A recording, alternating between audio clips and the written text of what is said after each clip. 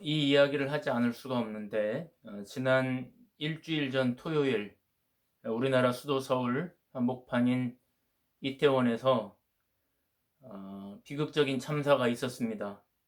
할로윈 파티를 하던 156명의 젊은이들이 하루아침에 목숨을 잃은 것입니다. 비통한 뉴스들이 연일 뉴스를 도배하고 있습니다. 사람들마다 이 사고에 대해서 의견이 분분합니다. 기독교 안에서도 말들이 많습니다. 일단은 이 파티의 기원이 우상을 숭배하던 문화에서 비롯되었다고 하면서 그곳에 간 자체가 잘못이라는 의견입니다. 하나님이 내리시는 경종일 수 있다 하는 해석입니다. 이에 대해서 어떤 분들은 아니다, 종교적으로만 볼 게 아니다, 이미 종교적인 개념을 넘어선 것이다, 석가탄신일이나 크리스마스처럼 이미 하나의 문화로 정착한 것이다, 종교적인 잣대로 이 문화를 재단할 필요는 없다는 입장입니다. 일상에 지친 젊은이들이 놀러 갔다가 일어난 사고다, 그런 입장입니다. 오히려 대단위의 인파가 운집할 줄 알면서도 사전에 안전 조치를 하지 않은 행정당국의 잘못이다, 행정당국자들이 책임을 져야 한다는 입장입니다. 또 어떤 보수적인 분들은 우리나라의 미풍양속을 해치는 이상한 문화가 들어와서 나라가 어지럽게 되었다고 말하는 분들도 있습니다. 우리나라 전통 문화는 잃어가는데 서양의 이상한 풍속이 들어와서 나라 꼴이 엉망이 됐다고 하는 의견도 일부에서 나옵니다. 이 모든 의견들에는 일정 부분 수긍이 되는 부분도 있고 그렇지 못한 부분도 있습니다. 이 문화 자체에 대해서는 기독교 안에서도 서로 시간을 두고 토론하고 고민해 볼 수는 있겠다 하는 생각입니다. 그러나 가장 중요한 것은 앞길이 구말리 같은 아이들이 하루아침에 유명을 달리한 사실입니다. 세상을 떠난 아이들에 대한 이야기가 하나둘씩 언론에 보도될 때마다 흐르는 눈물을 가눌 길이 없습니다. 자신은 빠져나왔는데 못 빠져나온 친구들을 생각하면서 울먹이며 인터뷰하는 아이들을 보면 갑자기 감정이 복받쳐 오릅니다. 너무나 마음이 슬프고 우울합니다. 오늘 본문과 지난주에 있었던 이 사고를, 이 참사를 동시에 묵상하면서 나는 이 할로윈 파티에 간 아이들에 대해서 생각해 보았습니다. 도깨비 복장을 하고 드라큘라 이빨을 하고 온갖 빌런들의 분장을 하고 귀신 옷을 입고 하룻밤 일탈을 해보겠다고 이태원 이 좁은 골목을 찾은 이 아이들은 누군가? 거기에 간 아이들 중에는 기독교인들, 교회 다니는 아이들, 교회 다니는 집안의 아이들은 없었을까? 이들은 이교도들일까? 난잡한 아이들일까? 일부 언론의 보도처럼 마약을 했을까? 여러분, 이 아이들은 누굽니까? 제 생각에는 거기에 종교적 목적으로 간 아이들은 단 한 명도 없을 겁니다. 사단을 숭배하러 간 아이들은 아무도 없었을 겁니다. 마약한 애들이 있었다면 아마 숨어서 했겠지 그 길거리에서 죽지는 않았을 겁니다. 이 애들은 그냥 놀러 간 아이들입니다. 놀러. 한국에 이태원이라는 곳이 있는데 구경 가자. 서울에 이태원 한번 가보자. 그렇게 해서 놀러 간 아이들입니다. 호주 국적의 네이션이라고 하는 젊은이가 있었습니다. 시드니에서 3명의 친구가 한국에 놀러 왔습니다. 이태원이 유명하다고 해서 헬로윈 축제 즐기러 갔는데 인파에 갇혀버렸습니다. 이러지도 저러지도 못했습니다. 이 젊은이는 자신의 SNS에 올린 영상에서 이렇게 말했습니다. 숨막히는 혼돈 속에서 친구 한 명이 숨을 쉴 수 없다며 고통스러워했다. 나는 친구를 구하고 싶었지만 구하지 못했다. 친구가 정신을 잃을 때쯤 그녀의 손을 꽉 잡았지만 친구의 손목에는 맥박이 없었다. 눈물을 감추지 못하고 이렇게 울면서 얘기를 했습니다. 우리나라 학생들도 마찬가지입니다. 공무원 시험 준비를 하다가 이제 막 시험에 합격해서 그동안 놀지 못한 거 스트레스를 풀기 위해서 갔던 아이들, 학업에 지쳐서 부모님께 친구 집에서 놀고 오겠다고 슬쩍 거짓말하고 간 아이. 부모님에게 장기를 기증해 주었던 마음 착한 딸아이. 친구 따라 한번 이태원이라는 데를 가보겠다고 지방에서 올라온 아이들. 아빠 생신에 스카이 라운지의 최고급 식당을 예약해주고 자신은 친구랑 이태원에 놀러간 그 아이. 여러분, 그 아이는 너무나 고통스럽게도 아빠의 생신날 세상을 떠났습니다. 앞으로 이 아빠는 자신의 생일을 어떻게 보내야 할까? 평생 집에만 있다가 친구와의 약속이기 때문에 잠깐 나갔다 오겠다고 집을 나간 아이가 영영 돌아오지 못한 아이도 있습니다. 그 아이들은 그냥 평범한, 그렇게 우리가 시내를 다니면 볼 수 있는 우리 옆집에 사는 아이들일 수도 있고 내 딸아이일 수도 있고 내 친구의 아이가 될 수도 있는 우리 시대의 그냥 평범한 젊은이들입니다. 그런 아이들이 어른들의 잘못으로 지켜주지 못한 정치인들, 행정당국자들의 잘못으로 참사를 당해서 죽은 겁니다. 비통하고 슬프고 우울하기 짝이 없는 한 주간을 보내고 있습니다. 여러분, 오늘 본문을 보니까 예수님께서 굉장히 이상한 말씀을 하십니다. 요한복음 10장 14절부터 16절까지를 제가 한번 읽어보겠습니다. 나는 선한 목자라. 나는 내 양을 알고 양도 나를 아는 것이 아버지께서 나를 아시고 내가 아버지를 아는 것 같으니 나는 양을 위하여 목숨을 버리노라. 또 이 우리에 들지 아니한 다른 양들이 내게 있어 내가 인도하여야 할 터이니 그들도 내 음성을 듣고 한 무리가 되어 한 목자에게 있으리라. 이런 말씀입니다. 나는 선한 목자다. 선한 목자는 양들을 위해 목숨을 버린다.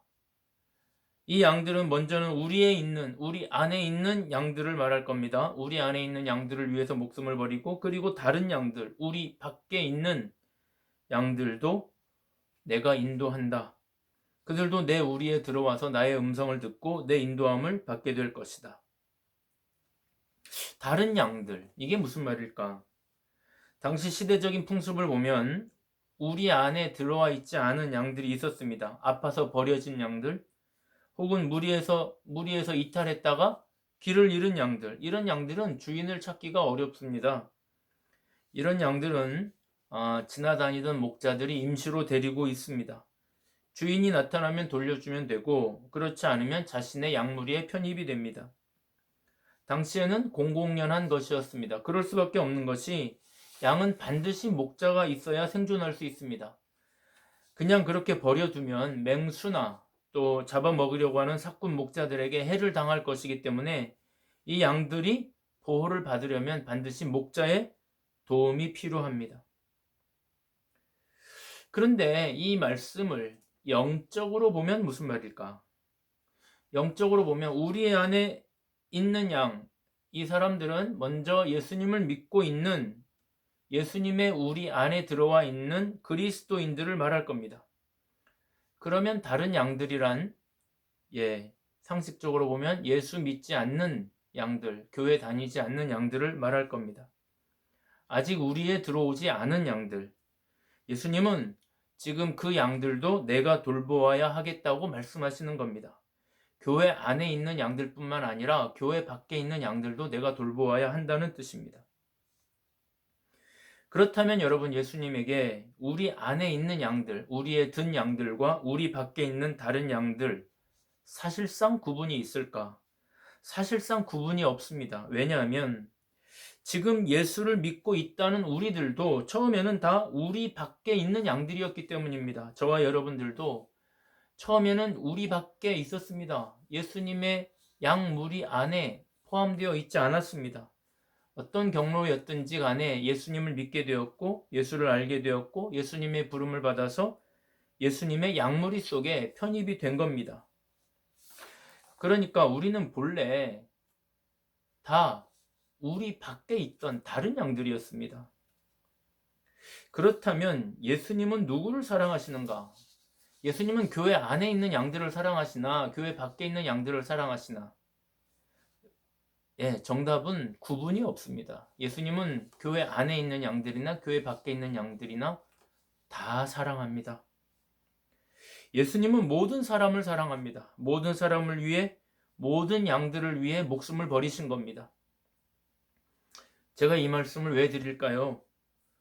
저 이태원 밤거리에서 놀러 갔다가 놀지도 못하고 숨이 막혀 죽은 젊은이들은 누굽니까? 교회 밖 아이들입니까? 교회 안 아이들입니까? 그들은 그리스도인입니까? 아니면 불신자입니까? 아니면 이교도들입니까? 그들이 누구였든지 간에 아무 상관이 없습니다. 그들이 기독교인이든 심지어 이교도라고 할지라도 아무 문제가 없습니다. 그들은 모두 예수님이 십자가에서 피 흘려 피값으로 사신 예수님의 양들입니다. 현재 예수님의 양이든지 아니면 잠재적 혹은 미래의 예수님의 양이든지 다 예수님의 아이들입니다. 이방신 노름 때문에 벌받은 아이들이 아닙니다. 예수님이 사랑하시는 교회가 사랑해야 하는 아이들입니다. 다 우리 아이들입니다. 아직 교회 우리 안에, 우리 울타리 안에 들어오지 않았을지 몰라도 다 우리의 아이들입니다. 교회가 눈물을 흘려야 되는 아이들입니다. 예수님은 교회의 양들, 교회 안에 있는 양들을 위해 목숨을 버리셨듯이 교회 밖에 있는 양들, 바로 그 아이들을 위해서도 목숨을 버리신 것이고, 예수님이 우리를 인도하시듯이 그들도 인도하기를 바라신다는 것입니다. 사랑하는 여러분, 예수님에게는 사실 우리와 남을 구분하는 담장이 없습니다. 있어도 무의미합니다. 이 말씀이 우리에게 가르쳐 주시는 교훈이 뭡니까? 우리도 남을 사랑할 때 구분 없이 사랑해야 된다는 뜻입니다. 우리가 사람을 사랑할 때 교회 안에 있는 사람들만 사랑하면 안 되고, 구분 없이 교회 안에 있는 사람이나 교회 밖에 있는 사람이나 다 사랑해야 한다는 것입니다. 우리가 구분하는 기준을 버려야 된다는 뜻입니다. 교회에 다니는가 다니지 않는가, 그게 중요하지 않습니다. 여러분, 우리가 조심해야 되는 함정이 있습니다. 사회주의자의 흉탄에 맞아서 두 아들을 잃은 손영원 목사님이 동인이와 동신이 장례식에서 9가지의 감사 제목을 이야기했는데 그게 굉장히 유명합니다. 오늘 다 말씀드릴 수는 없고, 그 중에 한 가지가 뭐냐면은 다른 아이가 안 죽고 내 아이가 죽은 것이 감사하다는 것입니다. 이 아이는 미국보다 더 좋은 천국을 갔으니 감사하다는 것입니다. 손영원 목사님은 차라리 누군가 죽을 거였다면 내 아이가 죽는 것이 맞다. 예수 믿는 내 아이가 죽는 것이 낫다고 말씀하신 겁니다. 그게 감사 제목입니다. 여러분, 얼마나 놀라운 감사 제목입니까? 여러분, 우리는 흔히 어떤 사고가 발생하면 사고가 발생했는데 구사일생으로 살아났다. 그러면 그 아이가 예수 믿는지 예수 믿지 않는지, 그래서 예수 믿는 사람이면 하나님이 지켜주셨다고 그러면서 감사합니다. 그게 맞는 말입니까? 사실 이렇게 해석하면 은혜가 되기는 합니다만은 그게 정말 하나님의 입장인지는 알 수 없습니다. 예수 믿는 사람은 죽어서 천국 가니까 사실 먼저 가도 됩니다. 그럴 때는 예수 안 믿는 사람이 살아남아야 합니다. 그래야 예수 믿고 천국 갈 기회를 또 얻는 겁니다. 그런데 우리는 본능적으로 반대로 생각합니다. 예수 믿었으니까 살아났다. 왜 그렇게 생각할까요? 그것은 성경적이 아니라 그것은 바로 우리도 모르는 사이에 은연중에 잠재의식 가운데 만들어진 선민의식 때문입니다. 사랑하는 여러분, 우리 안에는 우리도 모르는 경계선이 있습니다. 선민의식이 있습니다. 엘리트주의가 있습니다. 우리는 너무나 많은 경계선을 가지고 살고 있습니다. 아버지는 뭐 하는가? 학교는 어디 나왔나? 돈은 얼마나 있나? 양쪽 집안이 맞아야 결혼을 한다든지 하는 말들, 내가 정해놓은 기준들이 있습니다. 여러분, 그러나 예수님 입장에서 보면, 예수님 정신으로 보면 우리가 구분하고 있는 모든 기준들은 다 소용없는 것들입니다. 성경이 말하는 바도 아닙니다. 그것은 단지 내가 정한 내 기준일 뿐입니다. 하나님의 기준이 아닌 것들이 너무 많습니다.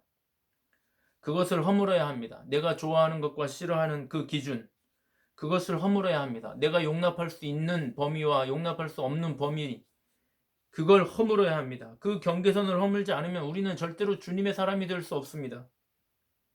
그 경계선을 허물지 않으면 우리는 하나님에게로 담대히 나아가기가 어렵습니다.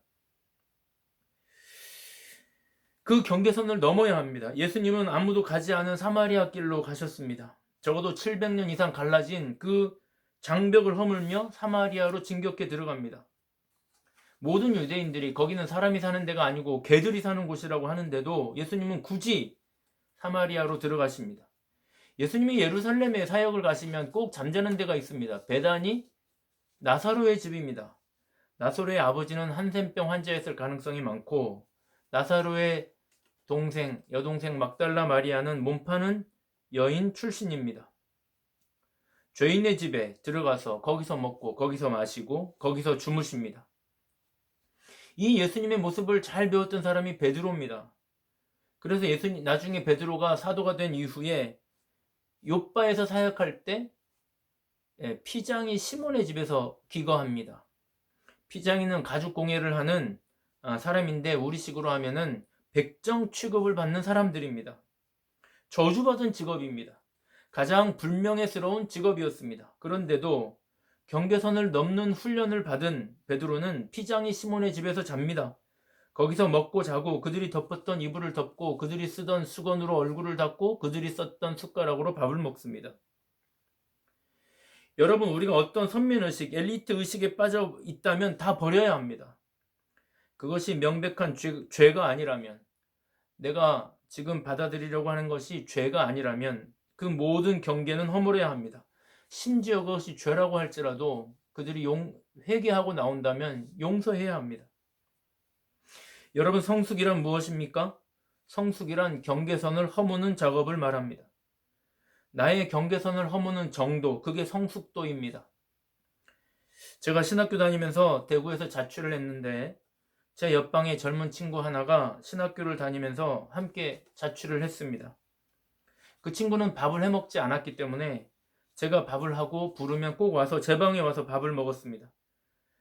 그런데 이 아이가 밥을 먹을 때 꼭 쩝쩝거리면서 밥을 먹습니다. 저는 밥 먹을 때 쩝쩝거리는 거나 아니면 입안에 음식이 있는데 입안에 음식을 문 채로 말을 하는 것을 참 싫어합니다. 그런데 이 아이는 쩝쩝거리면서 밥을 먹고 입안에 음식이 있는 대로 있는 채로 말을 합니다. 그게 참 싫었는데 이 아이가 하루는 밥을 먹다 말고 식사 자리에서 경기를 냈습니다. 요즘 말로 하면 뇌전증, 옛날 말로 하면 간질을 했습니다.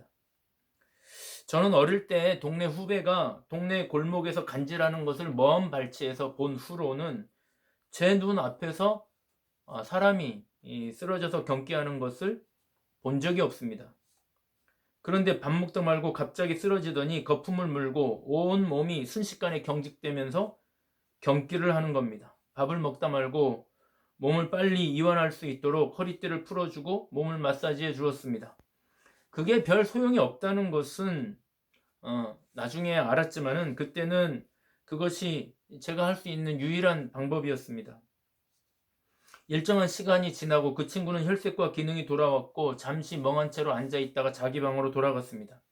저는 밥을 다시 차리고 그 친구를 불러서 밥을 다시 먹었는데 그날은 그렇게 활기차게 밥을 먹지 못했습니다.